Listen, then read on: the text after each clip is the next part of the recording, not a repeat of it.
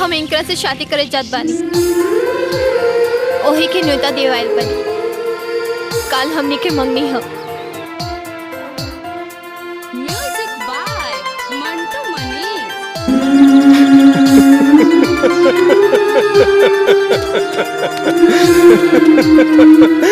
अरे जब प्यार ये करा साथे करे के रहे तब प्यार के नाटक हमरा साथे करे कैले तू जब से हंसलू हो हमारा नजरिया में बसलू हो। तू जब से हंसलू हो हमारा नजरिया में बसलू हो। लोगवा के कहे दो दिल के कोठरिया में रहे दो। बाहों में आ जई हो हमारा करेजा में समा जई हो।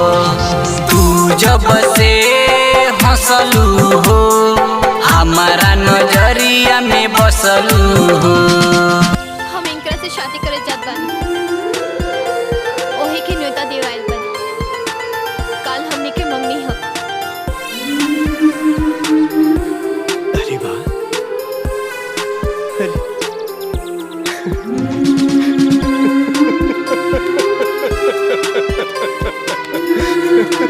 अरे जब प्यार ये करा साथे करे के रहे तब प्यार के नाटक हमरा साथे करे कैले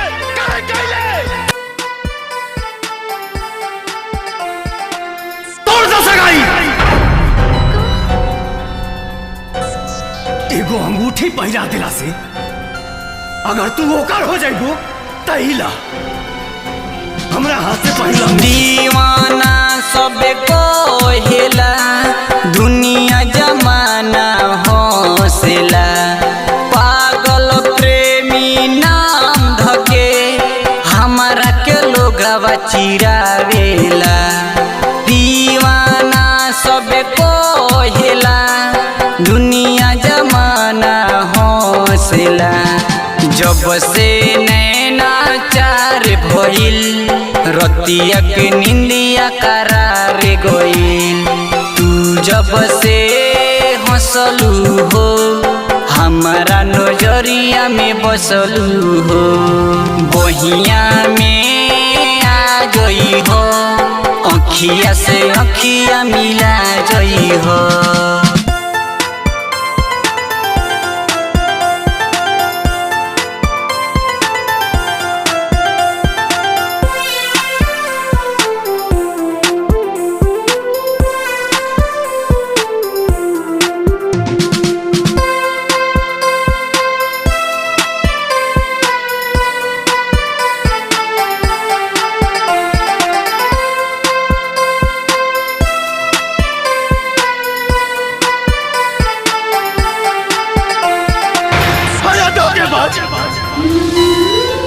ऐसा ड्रामा काहे कैले हमरे साथे विक्रम काहे कैले विक्रम।